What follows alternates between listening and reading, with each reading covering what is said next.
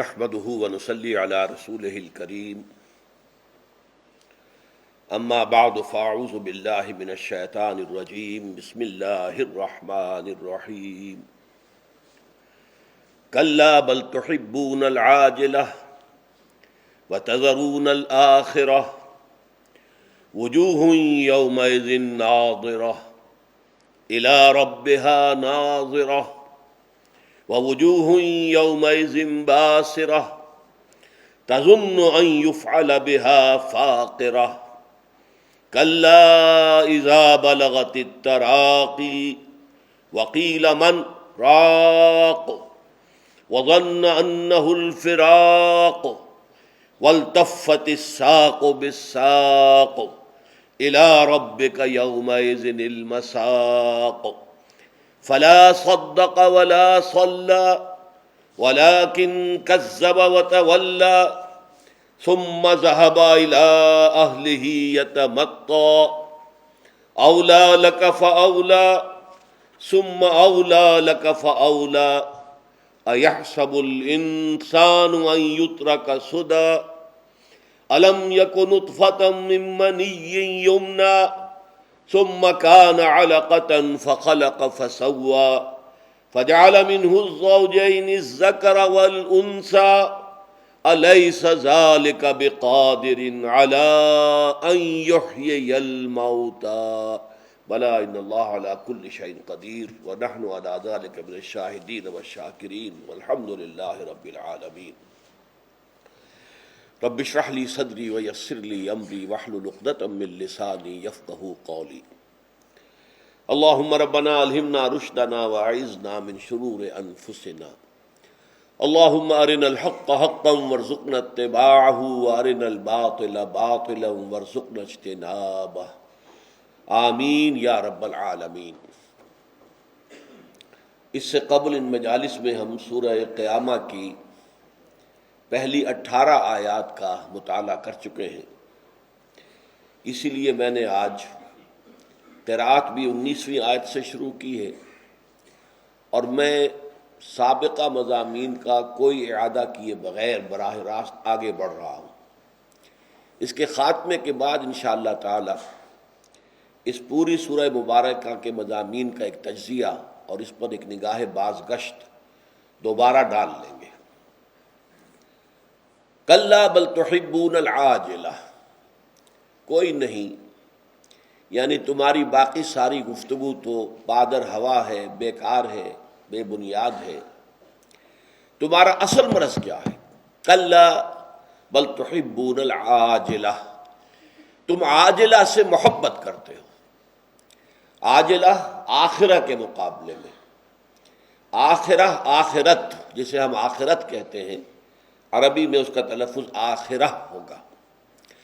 اس آخرہ کے مقابلے میں دو الفاظ آتے ہیں، ایک دنیا، دنیا جو ہے ادنا سے بنا ہے، ادنا قریب ترین شے، اس کا مؤنث جو ہے وہ دنیا ہے، کیونکہ دنیا کی زندگی فوری ہے، سامنے ہے، نقد ہے، اس کی مسرت جو ہے وہ بھی محسوس ہو جانے والی، اور اس کی مضرت اور تکلیف اور مصیبت جو ہے وہ بھی سامنے کی شے ہوتی ہے۔ تو آخرہ وہ ہے کہ جو بعد میں آنے والے نتائج ہیں۔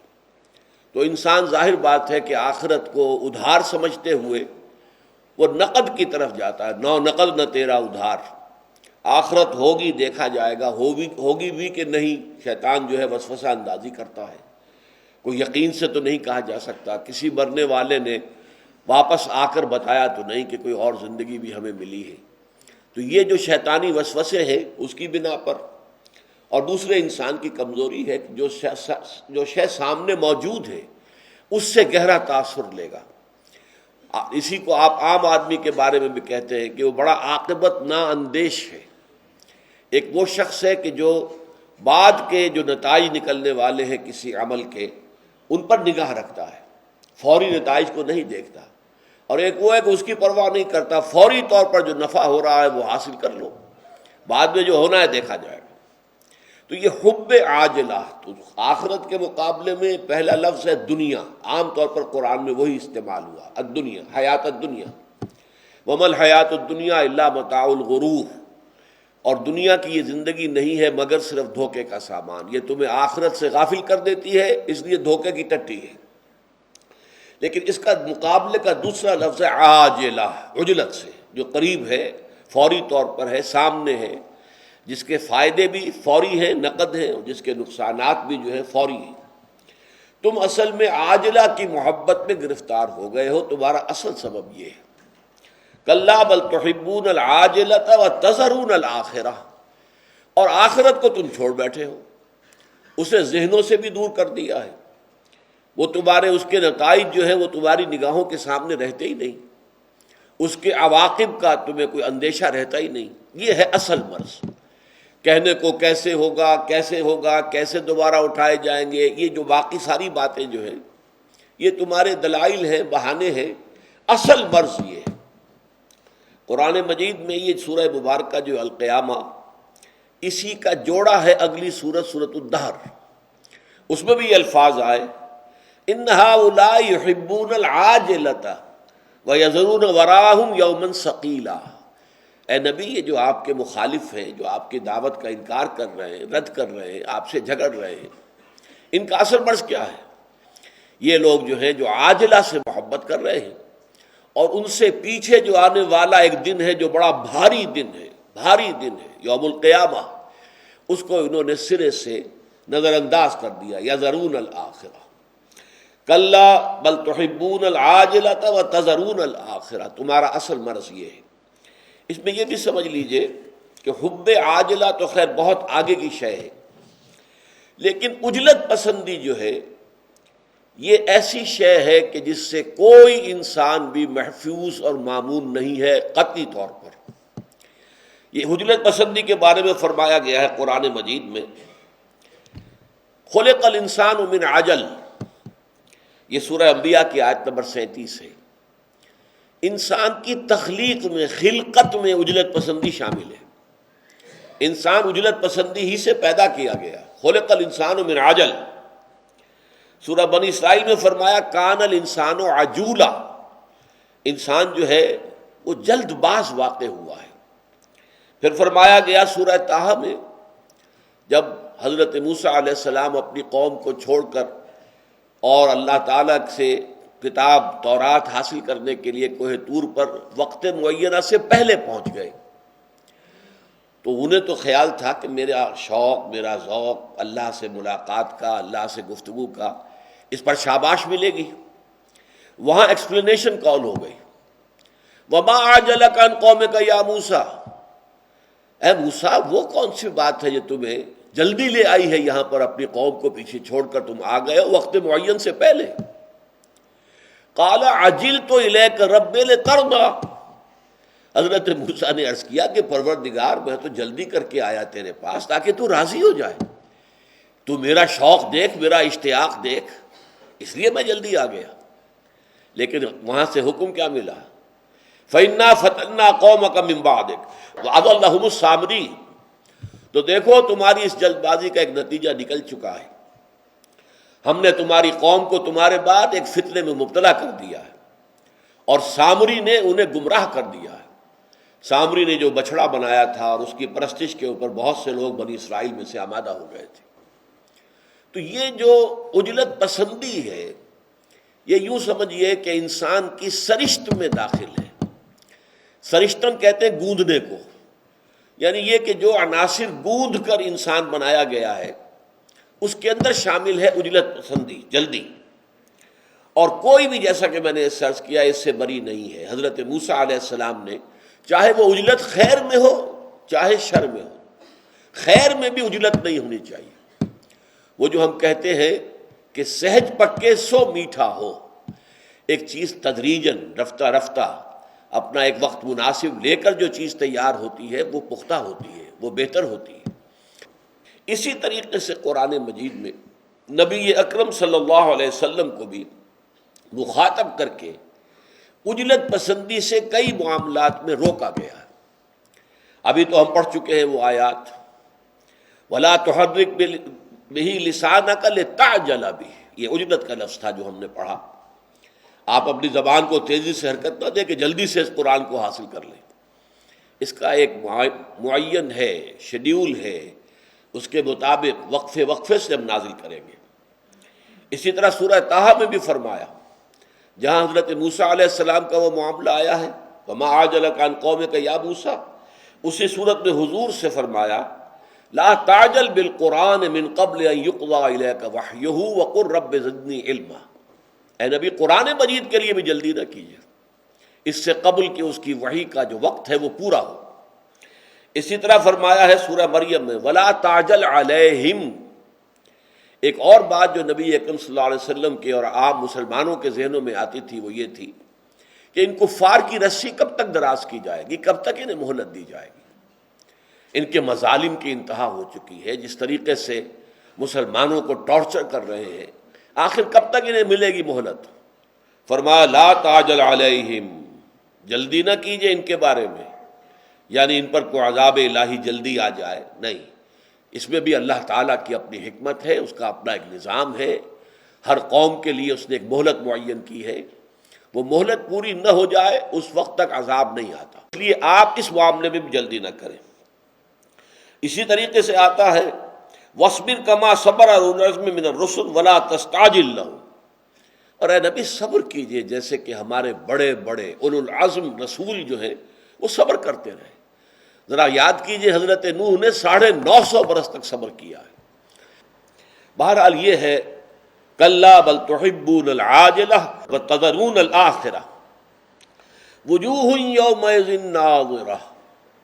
اب یہاں نقشہ کھینچا جا رہا ہے میدان حشر کا. جیسا کہ میں نے پہلے بھی آپ کو بتایا تھا کہ جب ہائی سکولز کے اندر جب ہم تھے تو 1 اپریل کو رزلٹ ڈکلیئر ہوتا تھا، سب کھڑے ہوتے تھے، تمام کلاسز جو ہیں 5ویں سے لے کر، اب تو خیر ہائی سکول 6 سے شروع ہوتا ہے، پہلے وہ 5ویں سے تھا.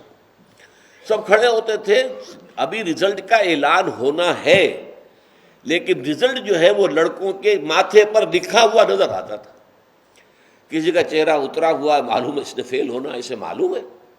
بل الانسان علی نفسہ بصیرہ، انسان جو ہے اپنے نفس پر خود بصیرت کا حامل ہے، جانتا ہے میں کتنے پانی میں ہوں، کہاں کھڑا ہوں، جانتا ہے میں نے کیا کیا تھا امتحان کے اندر.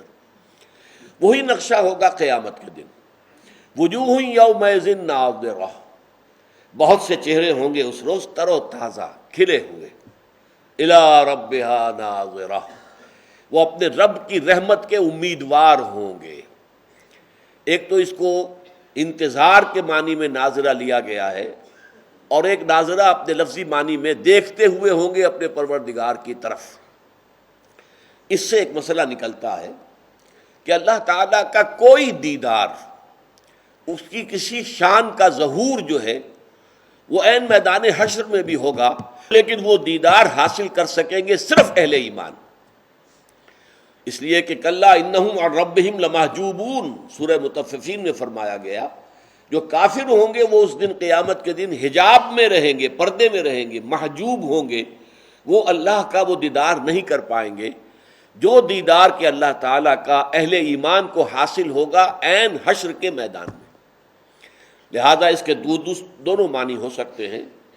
وجوہ یومئذ ناظرہ، بہت سے چہرے ہوں گے اس دن تر و تازہ، کھلے ہوئے، خوش و خرم. وَوُجُوهٌ يَوْمَئِذٍ إِلَىٰ رَبِّهَا نَاظِرَةٌ، اور وہ اپنے رب کی طرف دیکھتے ہوئے ہوں گے یا اپنے رب کی رحمت کے امیدوار ہوں گے، منتظر ہوں گے. وَوُجُوهٌ يَوْمَئِذٍ بَاسِرَةٌ، بہت سے چہرے اس دن ہوں گے اداس، سوکھے ہوئے، پشمردہ. تَظُنُّ أَن يُفْعَلَ بِهَا فَاقِرَةٌ، انہیں یہ یقین ہوگا، یہ گمان ہوگا، گمان واثق ہوگا کہ اب ان کے ساتھ وہ سلوک کیا جائے گا جو کمر کو توڑ کر رکھ دے گا. انہیں معلوم ہے کہ یہ ہونا ہے، یہ تو جو کچھ رسولوں نے کہا تھا پورا پورا سچ ہو گیا، باعث بعد الموت ہو گیا، ہم دوبارہ اٹھا لیے گئے جیسا کہ وہ کہتے تھے، ہم انکار کرتے رہے، لیکن وہ واقعہ تو صحیح نکلا. اب ہم حاضر ہیں یہاں پر پروردگار کے سامنے کھڑے، انہیں معلوم ہوگا کہ اب ہمارے ساتھ جو سلوک ہونے والا ہے وہ کیا ہے. یہ نقشہ قرآن مجید میں اور جگہوں پر بھی کھینچا گیا ہے. چنانچہ سورہ عبس میں فرمایا گیا وجوہ یومئذ مسفرہ ضاحکۃ مستبشرہ. ووجوہ یومئذ علیہا غبرہ ترہقہا قطرہ، بہت سے چہرے ہوں گے اس روز روشن، مسفرہ، روشن، ضاحکۃ، اور مسکراتے ہوئے ہوں گے، ان کے چہروں کے اوپر ایک ہنسی کی کیفیت ہوگی، ضاحکۃ مستبشرہ، اور وہ بشارتیں حاصل کر رہے ہوں گے، انہیں امید ہوگی کہ اللہ تعالیٰ کی طرف سے روح و ریحان و جنت و نعیم کی جو ہے نوید جافزہ اب ملنے والی ہے۔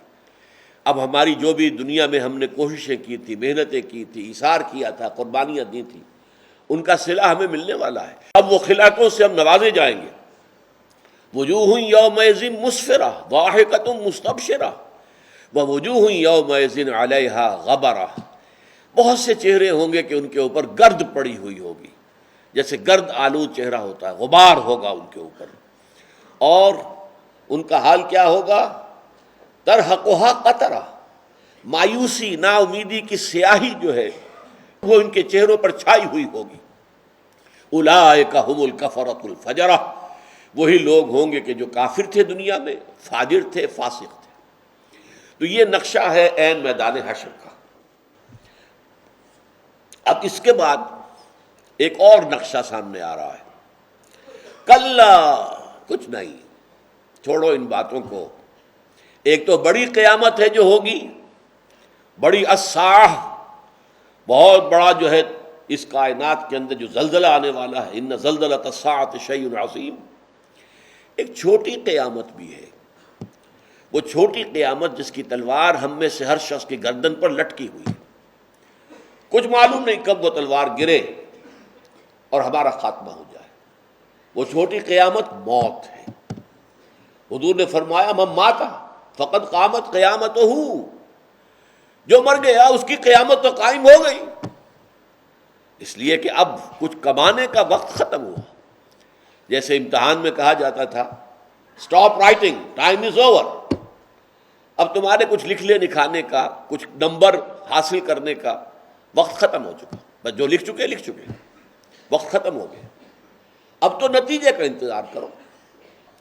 اب وہ قیامت صغریٰ، کلا اذا بلغت التراقی، جب جان آ کر ان ہنسلیوں کے اندر پھنس جائے گی۔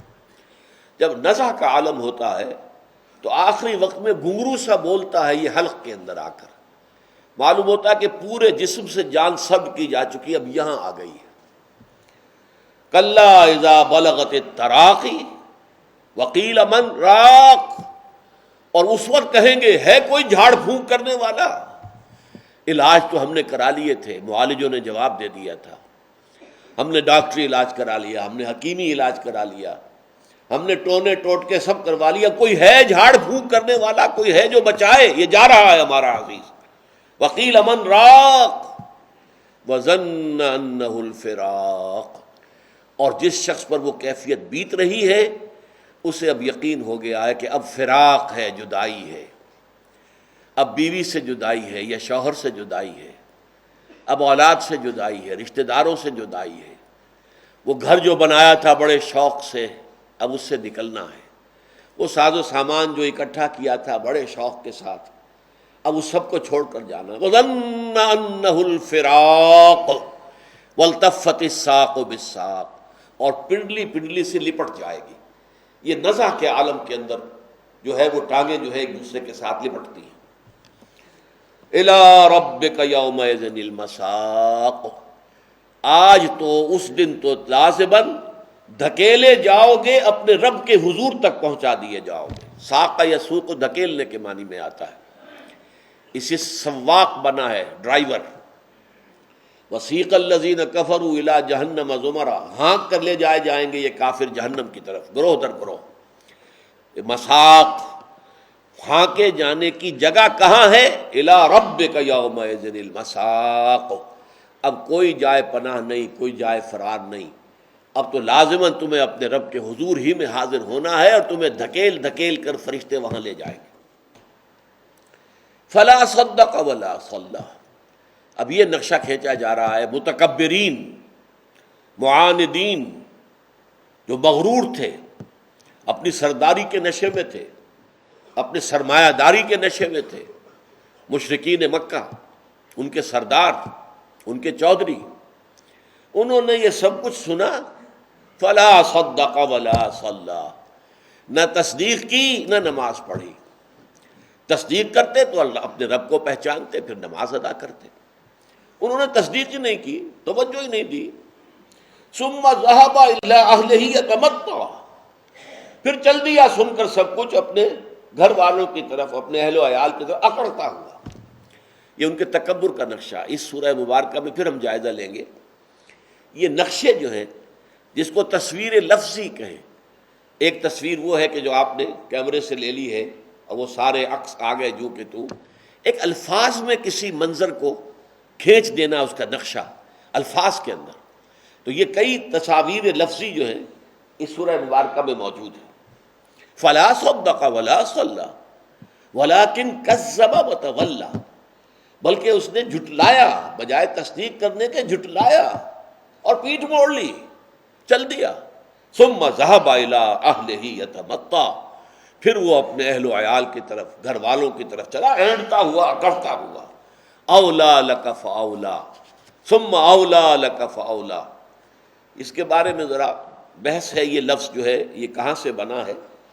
ایک رائے یہ کہ ویل سے بنا ہے، لیکن مقلب ہو گیا، الٹا کیا گیا۔ ویل، اولا یعنی بڑی ہلاکت ہوگی، ویل للمطففین۔ تو یہ ویل کا لفظ قرآن مجید میں بہت آتا ہے، ویل یومئذ للمکذبین، کتنی مرتبہ آیا ہے سورہ مرسلات کے اندر۔ تو تباہی ہے تیرے لیے، اور پھر تباہی ہے، اور پھر تباہی ہے، اور پھر تباہی ہے، تباہی پر تباہی ہے، بربادی پر بربادی ہے، تیرے لیے مصیبت پر مصیبت ہے۔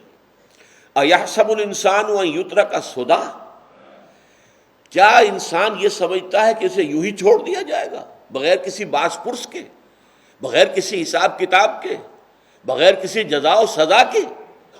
کیا انسان کا یہ گمان ہے؟ جو چاہے کر لے، جس پر چاہے ظلم کر لے، جس کا چاہے خون پی جائے، جس کا چاہے مال ہڑپ کر جائے، جس کی چاہے جان لے لے، کوئی پکڑ نہیں ہوگی، کوئی کہیں جواب دہی نہیں ہوگی۔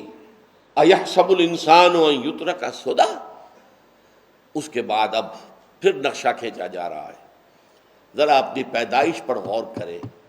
الم یک نطفۃ من منی یمنیٰ، کیا یہ انسان اکڑنے والا، اینڈنے والا، تکبر کرنے والا، غرور کرنے والا، کیا اس کی اصل جو ہے وہ گندے پانی کی ایک بوند نہیں ہے جو ٹپکا دی گئی تھی؟ الم یک نطفۃ من منی یمنیٰ، منی کی ایک بوند جو ٹپکا دی گئی۔ ثم کان علقۃ فخلق فسویٰ، پھر وہ ایک علقہ بن گئی، ایک چیز کے جو معلق ہو جاتی ہے، لیچ جسے ہم کہتے ہیں، اسی طرح رحم مادر کے ساتھ چمٹ کر اور وہ لٹکنے لگتی ہے، علقہ۔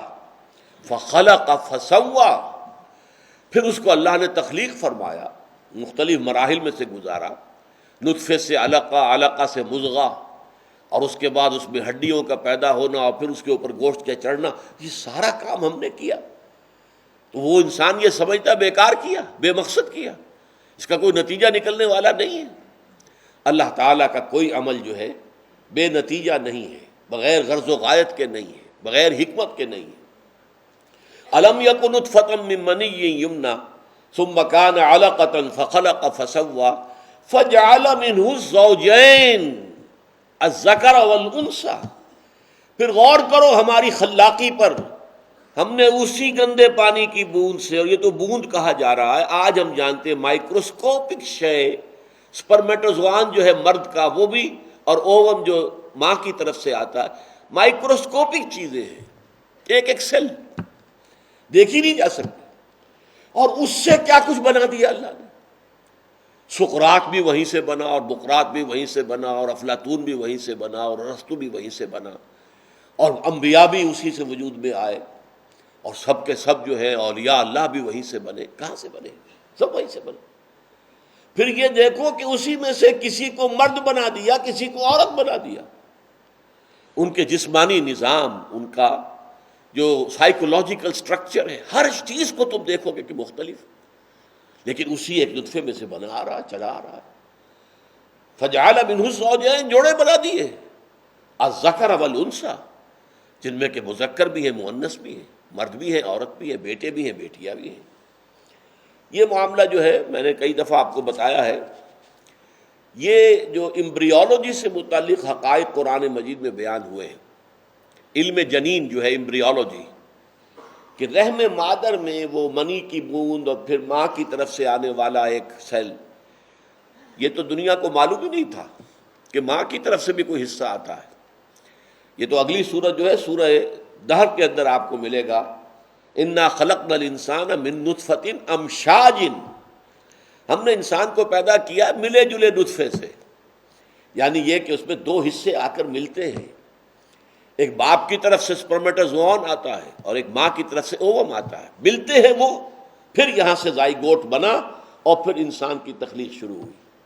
تو نطفۃ امشاج نبتلیہ فجعلناہ سمیعا بصیرا، اور یہ اس صورت اور اگلی صورت کے درمیان جیسا کہ میں نے عرض کیا تھا کہ یہ آپس میں بہنے ہیں، یہ جوڑا ہے ایک دوسرے کا، جیسے اس میں فرمایا گیا ان ہؤلاء یحبون العاجلۃ وَيَذَرُونَ وَرَاءَهُمْ يَوْمًا ثَقِيلًا، یہ سورہ دہر میں، اور سورہ قیامہ میں ہم پڑھ چکے ہیں کَلَّا بَلْ تُحِبُّونَ الْعَاجِلَةَ وَتَذَرُونَ الْآخِرَةَ۔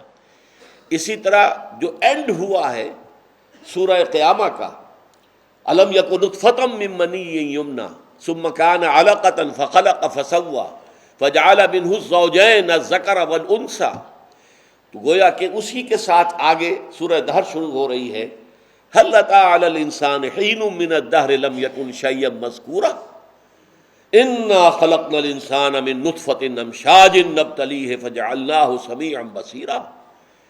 کیا انسان پہ ایسا بھی کوئی وقت آیا تھا کہ نہیں کہ وہ کوئی قابل ذکر شے نہیں تھا؟ اب منی کا لفظ جو ہے جو استعمال کیا سورہ قیامہ میں، اس کو ریپیٹ نہیں کیا، کوئی شخص بھی یہ لفظ اپنی زبان پر لانا پسند نہیں کرتا، تو فرمایا شیئا مذکور نہیں تھا، هل أتى على الإنسان حين من الدهر لم يكن شيئا مذکورا۔ ایک وقت وہ تھا اس کی تخلیق کے دوران جبکہ وہ ایک ایسی شے کی کیفیت میں تھا کہ جس کا تذکرہ بھی پسند نہیں کیا جاتا، قابل ذکر شے نہیں تھی۔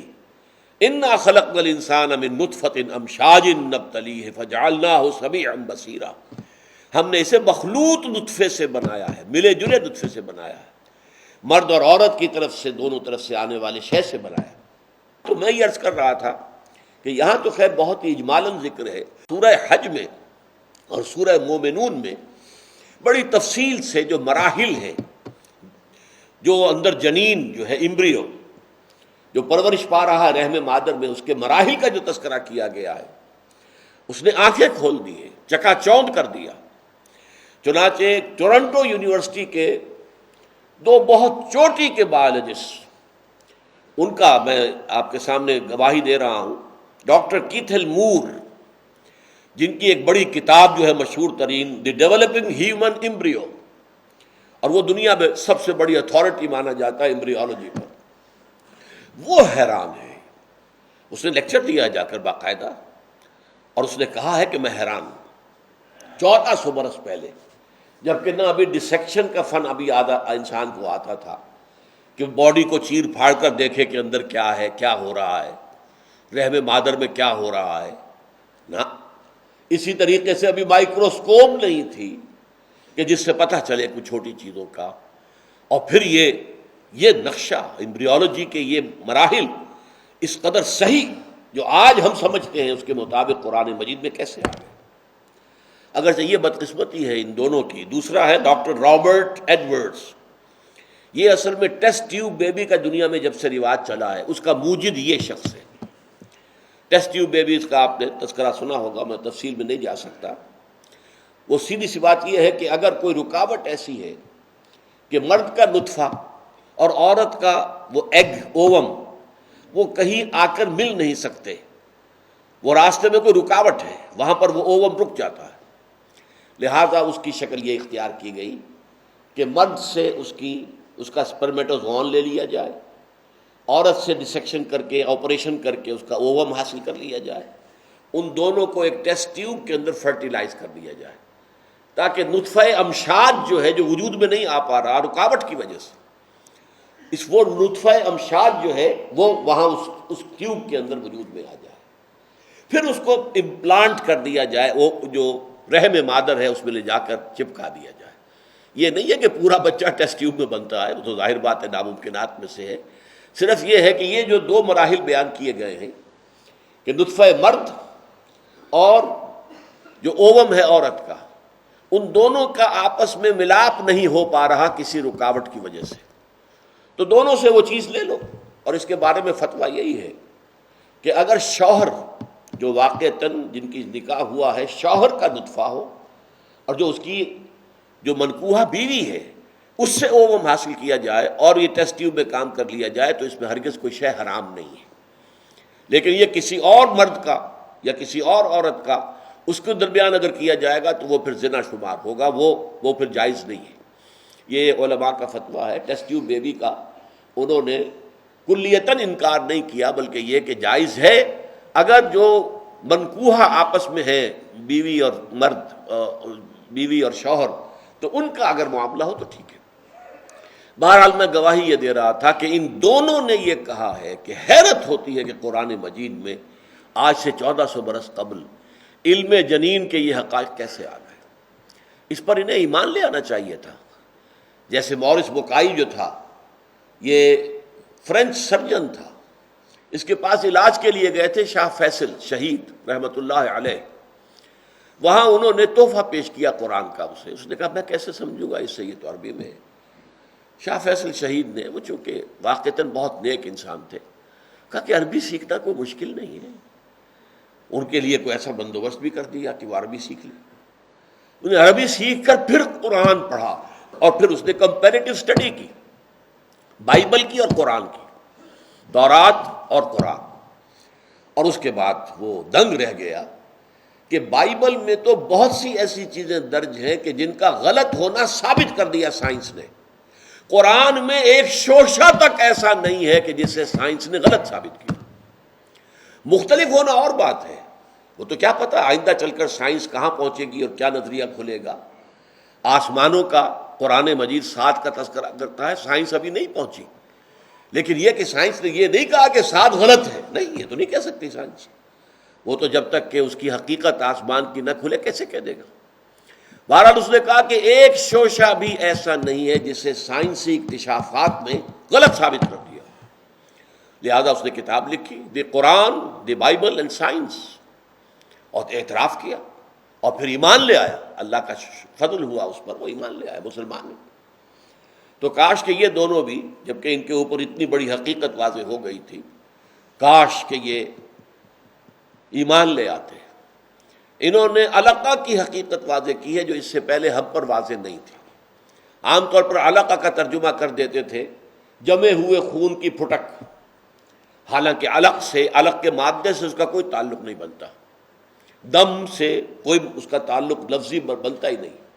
اس نے کہا وہ علقہ اس لیے کہا جاتا ہے کہ لیچ کے مانند وہ رحم مادر کی دیوار کے ساتھ لٹک جاتا ہے، چپک کر، جیسے کہ وہ لیچ جو ہوتی ہے، کیا اسے ہم اردو میں کہتے ہیں، جونک جو ہے وہ اپنا منہ جو ہے وہ آپ کے کھال کے اندر گاڑ لے گی، وہاں سے خون چوسنا شروع کر دے گی، باقی جسم اس کا باہر لٹک رہا ہوگا، وہ اس کے اندر خون جو ہے وہ آپ کے جسم سے چوس کر وہ اپنے اس ٹینک کو بھرتی رہے گی۔ اسی طریقے سے یہ علقہ ہے۔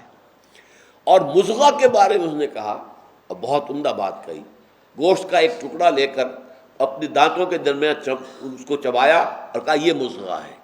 دانتوں کے نشان پڑ جاتے ہیں اس گوشت کے اوپر، گوشت کے، تو مضغہ ہم لوتھڑا اس کا ترجمہ کرتے تھے، لیکن اس نے مضغہ یمضغو، یہ عربی کے اندر چبانے کے لیے آتا ہے، تو گوشت کا چبایا ہوا ٹکڑا۔ تو بعض چیزیں جو ہے وہ ان کی اس طرح کی نشاندہی سے ہم پر مزید واضح ہو گئی ہیں، لیکن یہ ہے کہ واقعتاً جو علم جنین ہے، ایمبریولوجی، اس کے اعتبار سے قرآن مجید میں بہت آیات ہیں، اللہ تعالیٰ کی نشانیاں ہیں اللہ کی خلاقی کی۔ آخر میں جو فرمایا الم یکن نطفۃ من منی یمنی، کیا نہیں تھا یہ انسان منی کی ایک بوند جو ٹپکائی گئی، ثم کان علقہ، پھر وہ ایک جونک کے مانند لٹکی ہوئی شے تھی، فخلق، تو اللہ نے اس کو پیدا کیا، تخلیق کیا، مختلف مراحل سے گزارا، فسوا، نوک پلک سنوار دی، اسی میں سے انسان کی آنکھیں، اسی میں ناک، اسی میں سے کان نکل آئے، کیسی کیسی چیزیں، کیسی کیسی صلاحیتیں اس میں ودیت کر دی گئی. فجعل منہ الزوجین الذکر والانثی، اور پھر اس میں سے جوڑے بنا دیے، کوئی مذکر کوئی مؤنث، کوئی لڑکا کوئی لڑکی. یہ نوٹ کر لیجئے 12 ہفتے تک جنین کا سیکس جو ہے وہ ظاہر نہیں ہوتا، ڈفرینشیٹ نہیں ہوتا. تو اس اعتبار سے 3 مہینے کے بعد اصل میں معین ہوتا ہے کہ اب یہ لڑکا بنے گا یا لڑکی بنے گی. 12 ویکس. اب اس کے بعد فرمایا الیس ذالک بقادر علی ان یحیی الموتى، کیا وہ ہستی اس پر قادر نہ ہوگی کہ مردہ کو زندہ کر دے.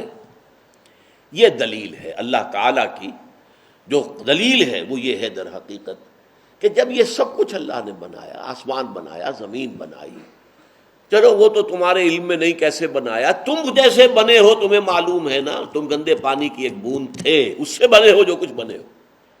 تو اس کی خلاقی کا تصور کرو، اس کی قدرت کا اندازہ کرو.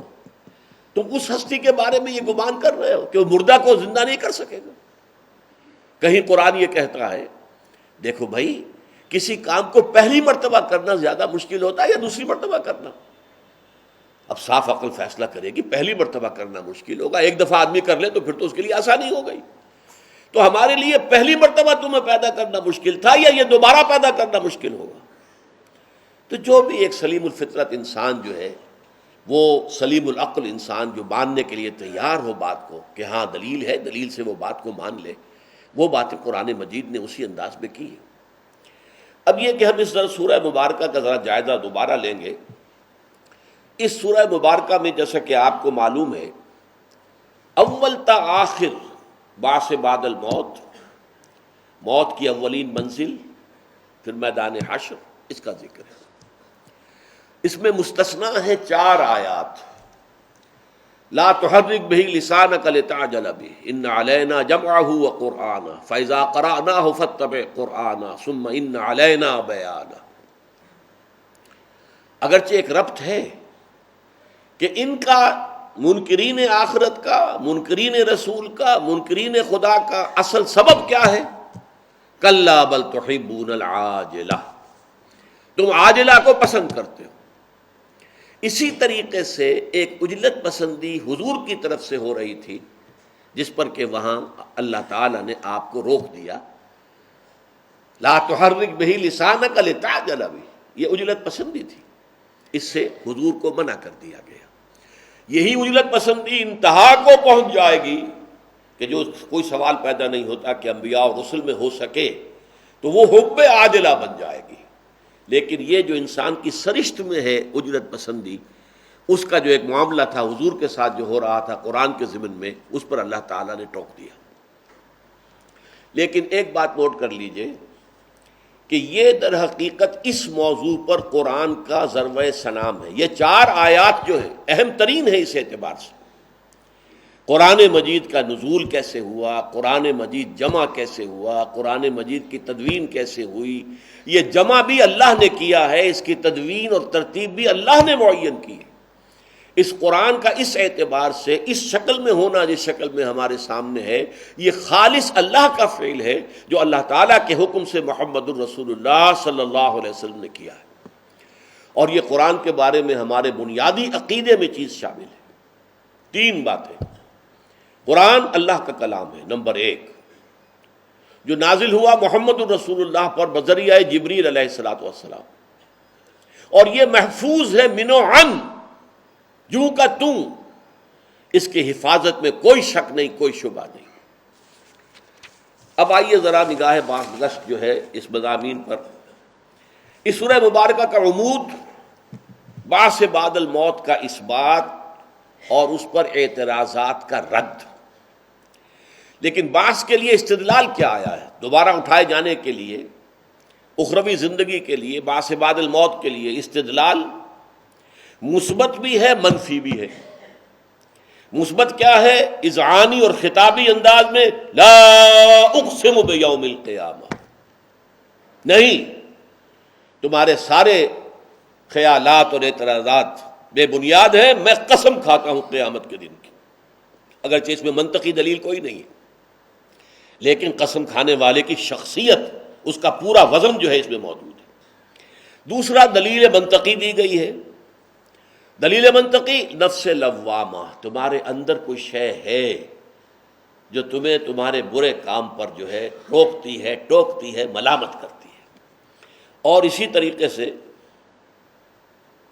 اَيَحْسَبُ الْإِنسَانُ أَن لَّن نَّجْمَعَ عِظَامَهُ، منطقی طور پر کیا انسان یہ سمجھتا ہے کہ ہم اس کی ہڈیاں جو ہیں وہ جمع نہ کر سکیں گے؟ بلا قادرین علی ان نسوی بنانا، کیوں نہیں، ہم اس پر قادر ہیں کہ اس کی ایک ایک پور کو درست کر دیں۔ اب یہ بھی جو ہے یہ اذعانی دلیل ہے، لیکن جو اس کے لیے منطقی دلیل دی گئی وہ آخر میں آئی، الم یک نطفۃ من منی یمنی ثم کان علقۃ فخلق فسوى فجعل منه الزوجین الذکر والانثى الیس ذلک بقادر علی ان یحیی الموتى۔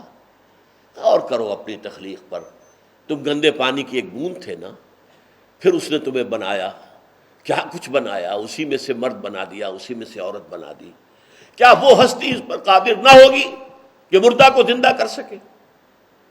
ذرا سی بھی سلامتی طبع ہو اور سلامتی فطرت ہو، اس کا جواب فوراً آئے گا، بلا پروردگار یقینا، جب تو ہر شے پر قادر ہے، تو گندے پانی کی ایک بوند سے انسان بنا کر کھڑا کر دیتا ہے، تو نے اس کائنات کو پیدا کیا، آسمانوں اور زمین کو پیدا کیا ہے، تو تیرے لیے قطعاً مشکل نہیں ہے کہ تو مردوں کو زندہ کر سکے۔ دوسری بات یہ کہ انکار جو کرتا ہے بعث بعد الموت کا، اس کا سبب کیا ہے؟ وہ سبب قرآن مجید نے بیان کیا دو جگہ پر، بل یرید الانسان لیفجر امامہ، انسان اصل میں چاہتا ہے، فسق و فجور کی زندگی کو جاری رکھنا چاہتا ہے، ظلم کو جاری رکھنا چاہتا ہے، ایکسپلائٹیشن کو جاری رکھنا چاہتا ہے، جو غلط جو مفادات حاصل کر رہا ہے ان سے دستبردار ہونے کو تیار نہیں ہے، اس لیے انکار کرتا ہے کہ اگر آخرت کو مانے گا تو اپنے طرز عمل کے اوپر پھر انسان کو نظر ڈالنی پڑے گی کہ میں صحیح چل رہا ہوں یا غلط چل رہا ہوں، لہذا جڑ کاٹنے کے لیے وہ آخرت ہی کا انکار کرتا ہے، کچھ نہیں ہوگا، کوئی زندگی نہیں۔ پھر اسی برس کو دوبارہ بیان کیا، کلا بل تحبون العاجلہ وتذرون الآخرہ، تمہاری گھٹی میں عاجلہ کی محبت پڑی ہوئی ہے، یہ دنیا نقد ہے، اس کے منافع بھی نقد، اس کے نقصانات بھی نقد، اس کی مسرتیں بھی فوری اور اس کی تکالیف بھی فوری، تم اس کی محبت کے اندر گرفتار ہو گئے ہو، اور آخرت کو اس وجہ سے تم نے اوجھل کر دیا، اپنی نگاہوں سے دور کر دیا۔ پھر اس سورہ مبارکہ میں تین، جس کو میں نے کہا تھا تصاویر لفظی، قیامت صغریٰ کا منظر، جہاں سے ہمارا یہ عالم آخرہ شروع ہوتا ہے، میں نے حدیث آپ کو سنائی تھی، من مات فقط قامت قیامتہ، وہ نقشہ کھینچا ہے نزع کا، کلا اذا بلغت التراقی وقیل من راق وظن انہ الفراق والتفت الساق بالساق الی ربک یومئذ المساق۔ یہ تو قیامت صغریٰ کا منظر تھا۔ قیامت کبریٰ کا، فَإِذَا بَرِقَ الْبَصَرُ وَخَسَفَ الْقَمَرُ وَجُمِعَ الشَّمْسُ وَالْقَمَرُ يَقُولُ الْإِنسَانُ يَوْمَئِذٍ أَيْنَ الْمَفَرُّ، جب چاند بے نور ہو جائے گا، کلا، اور نگاہیں انسان کی چندھیا جائیں گی، سورج قریب آ جائے گا، اور سورج اور چاند یکجا کر دیے جائیں گے، اس نظام شمسی کے اندر کوئی اتنا بڑا اختلال ہوگا، وہ ہے اصل میں الساعہ۔ قیامہ میں پہلے بیان کر چکا ہوں کہ قیامہ میں جو چیز پیش نظر ہے وہ بعث بعد الموت کے بعد اللہ کے سامنے کھڑے ہونا، اپنی قبروں سے اٹھ کھڑے ہونا، نکلنا اور میدان حشر میں پہنچ جانا، یہ قیامہ ہے۔ وہ جو اس دنیا کے اندر ہلاکت آئے گی اور جو سب کے سب جو ہیں وہ ہلاک ہو جائیں گے، سوائے اس کے کہ جن کو اللہ چاہے، الا من شاء اللہ، تو وہ جو ہے صرف گمان غالب یہ ہے کہ جو حملۃ العرش ہیں، اللہ کے عرش کو اٹھانے والے جو فرشتے ہیں، صرف وہ بچیں گے، باقی سب پر موت طاری ہوگی۔ تیسرا نقشہ جو ہے وہ کھینچا گیا میدان حشر کا، وجوہ یومئذ ناظرہ الی ربہا ناظرہ ووجوہ یومئذ باسرہ تظن ان یفعل بہا فاقرہ۔ بہت سے چہرے ہوں گے اس دن تر و تازہ، کھلے ہوئے، روشن، اور وہ اپنے رب کی طرف دیکھتے ہوئے ہوں گے، یا اپنے رب کی رحمت کے منتظر ہوں گے۔ اور کچھ چہرے ہوں گے اس دن سوکھے ہوئے، اداس، اترے ہوئے، اور وہ یہ گمان کر رہے ہوں گے، یقین کر رہے ہوں گے کہ اب ہمارے ساتھ وہ سلوک ہوگا جو کمر کو توڑ ڈالنے والا۔ نمبر 4 پہ آپ دیکھیے دو منظر، یہ جو ان کا تمرد تھا، ان کے اندر جو غرور تھا، تکبر تھا، اس کو بیان کیا، یسألو ایان یوم القیامہ، پوچھتا ہے کب ہوگا یہ قیامت کا دن۔ تو جیسا کہ میں نے عرض کیا تھا کہ جیسا سوال تھا ویسا ہی جواب دیا گیا، یہ نہیں کہا گیا کہ اس کا علم اللہ کے پاس ہے بس سمجھ لو وہ آئے گی، نہیں، جس انداز میں سوال کیا گیا تھا اسی انداز کا جواب ہمیں ملا، فَإِذَا بَرِقَ الْبَصَرُ وَخَسَفَ الْقَمَرُ وَجُمِعَ الشَّمْسُ وَالْقَمَرُ۔ اور دوسرا پھر ان کا جو تمرد کا انداز ہے وہ اس سورہ مبارکہ کے دوسرے رکوع میں آیا، فَلَا صَدَّقَ وَلَا صَلَّى، یہ بدبخت نہ تو تصدیق کر رہے ہیں محمد کی رسالت کی، اس قرآن کے کلام اللہ ہونے کی، اور نہ انہوں نے نماز پڑھی، وَلَٰكِن كَذَّبَ وَتَوَلَّىٰ، بلکہ انہوں نے جھٹلایا اور پیٹھ موڑ لی۔ فَلَا صَدَّقَ وَلَا صَلَّىٰ وَلَٰكِن كَذَّبَ وَتَوَلَّىٰ ثُمَّ ذَهَبَ إِلَىٰ أَهْلِهِ يَتَمَطَّىٰ۔ اب یہ ہوتا ہے کہ ہر انسان جو ہے اپنے گھر والوں پر جو ہے وہ تو اپنا روب گاٹتا ہی ہے، لہذا وہ اپنے گھر والوں کی طرف اور اپنے اہل و عیال کی طرف جاتا، اکڑتا ہوا، اینٹتا ہوا، اولا لک فاولا ثم اولا لک فاولا، ہلاکت ہے تیرے لیے اور پھر ہلاکت ہے تیرے لیے اور پھر ہلاکت ہے تیرے لیے اور پھر رسوائی ہے تیرے لیے۔ یہ ان کے تکبر اور تمرد کے نشان۔ اقول قولی ھذا واستغفر اللہ لی ولکم ولسائر المسلمین والمسلمات۔